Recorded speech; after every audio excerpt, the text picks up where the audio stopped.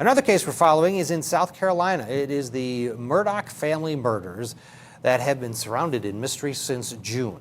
CNN is reporting that the father and husband of the two victims, Alec Murdaugh, is planning to turn himself in today after he allegedly organized his own failed suicide attempt just weeks ago, trying to collect insurance money for his other surviving son if in fact he would have died. Authorities are also investigating Alec Murdaugh and his potential involvement in the double murders of his wife and son. He was the one that found them and called 911. CNN's Martin Savage has more on this convoluted case.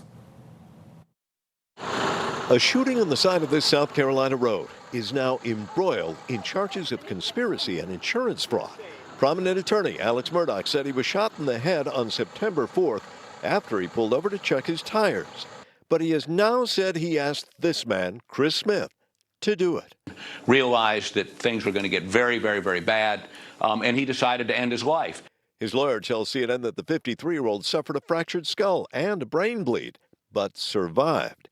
An affidavit alleges Mr. Murdaugh provided Mr. Smith with a firearm and directed Mr. Smith to shoot him in the head.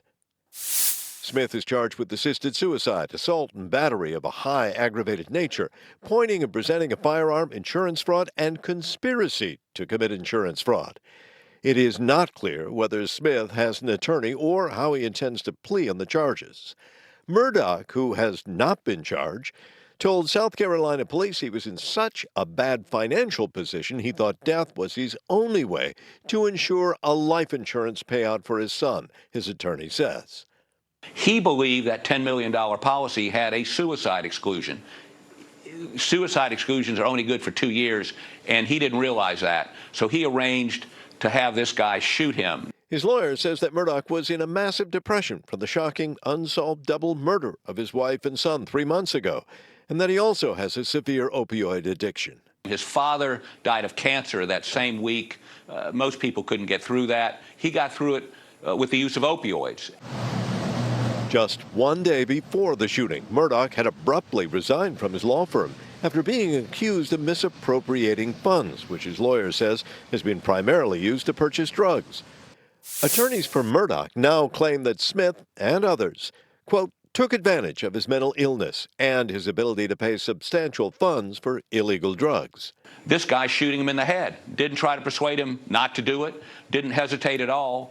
Smith appeared in court today on unrelated drug charges. He'll now be transferred to Hampton County for charges in the Alex Murdaugh case.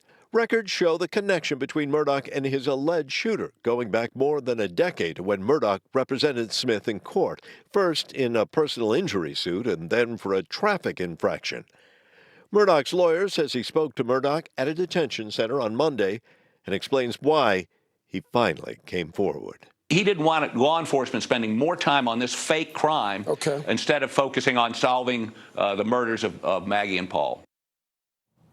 And Maggie and Paul are his wife and his son. Those murders have not been solved. He was the one that found Maggie and Paul at the family's hunting lodge, called 911.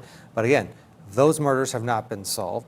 There's the death of the Murdaugh housekeeper, Gloria Satterfield.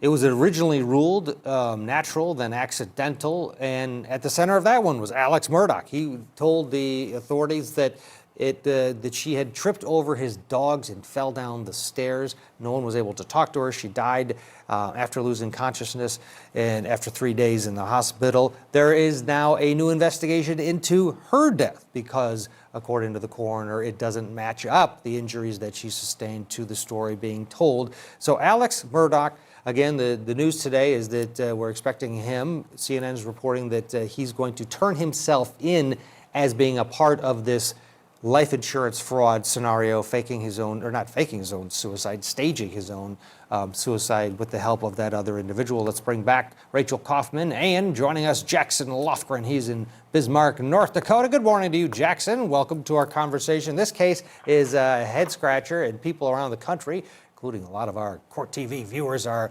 fascinated by this Murdaugh family and what has happened to them over the past few years. Let's start with this idea that Alec Murdaugh went to another individual, said, hey, kill me so I can then, if I die, then my surviving son's going to get 10 million. What's he facing here? He seems to be owning up to it. You can't just do that, can you? And they did go through with it. What's it look like in terms of the ability for the state to obviously prove it, but then what kind of penalty would someone face in something like this? Is this a big deal? They really throw it off. His team says, well, we came forward with this so they could concentrate on real crimes, not this sideshow, if you will. But this is serious, isn't it? Well, the attempted insurance fraud charge that he might face is a serious thing, especially when you've got a lawyer who anytime you get in trouble for any ethical violations or being untruthful, it has the ability to impact your ability to practice law. But when you've got somebody who's at the stage in life where they're allegedly trying to hire somebody to kill them, that probably doesn't come into play in their thought process. It's just a really bizarre story. It just has more questions. The more you look at it, the more smoke there is, and you wonder what fire is really there. What's going on with the death of Alex Murdaugh's son and his wife? What was his real involvement there? Was this suicide attempt or alleged suicide attempt sort of a misdirect to get the authorities off his trail and not look at him as a suspect? Now it opens up the case with the maid from a few years prior.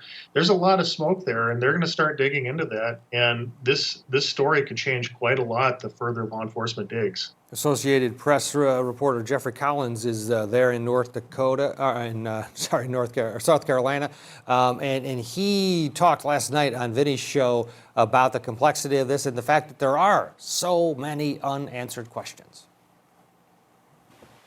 There's still a lot of pieces to put together. I mean, it seems like the September 4th shooting seems to be coming into some clarity with state police, but the whole rest of this situation is still very much in flux. I mean, not even mentioned yet is some of the other investigations going on, like the missing money from the law firm, the death of the housekeeper in 2018 that was listed on the death certificate as a natural death, but was reported in a wrongful death lawsuit as a slip and fall.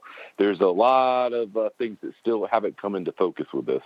In the affidavit from state police, they do say that after Alex Murdaugh told his lawyers all about what happened, then they went to Curtis and he agreed with it and said that's what happened.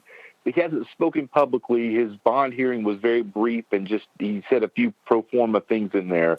But as of this moment, it looks like he is corroborating that story.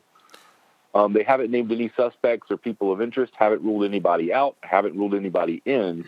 They've released very little information. One thing that I was thinking about today, remembering back to the days right after the shooting in June, is they never did put out like a be on the lookout for a certain car or vehicle or anything like that. They have but they did say there was no danger to the public for whatever that's worth. So, but right now we probably know less about that shooting in June than about many other things in this case.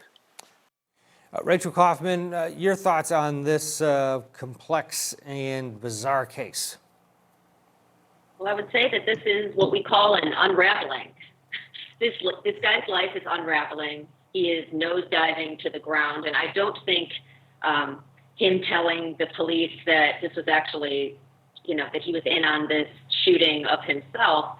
Again, I think it's kind of like smoke and mirrors. I think that there's a lot of crime that probably has taken place in the past few years that Mr. Murdaugh has somehow evaded responsibility for, and he was willing. I mean, he got to the point where he wanted to die. I don't think that that's. I think that has less to do with the drug addiction and more to do with guilt about what he did and possibly not wanting to be caught and not wanting that to affect his living son, who I just want to say I feel horribly for. So his father's now going to jail and his brother and mother are dead. He knows a lot more than any of us. Yeah, oh yeah, absolutely. And he had to mourn the loss of his mother and brother, and now basically losing his father as well, for all practical purposes. The case of Gloria Satterfield, she's the maid, the housekeeper that worked for the family for some 20 years. This was a part of their family. This woman was a part of their family by just the fact that she'd been there for so many years. She dies in 2018. Last week, the law enforcement agency, the state agency in South Carolina, SLED, the South Carolina Law Enforcement Division, said they're opening up a new investigation here into her death. That family's attorney appeared on CNN last night. Here's what he said about this case.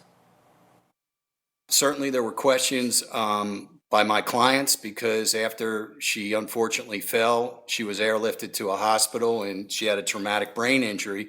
She never was able to communicate with them for the next 3 weeks until she died. So it was Alec Murdaugh who told the story of that she had tripped and fell down the stairs over his dogs. And so they trusted him.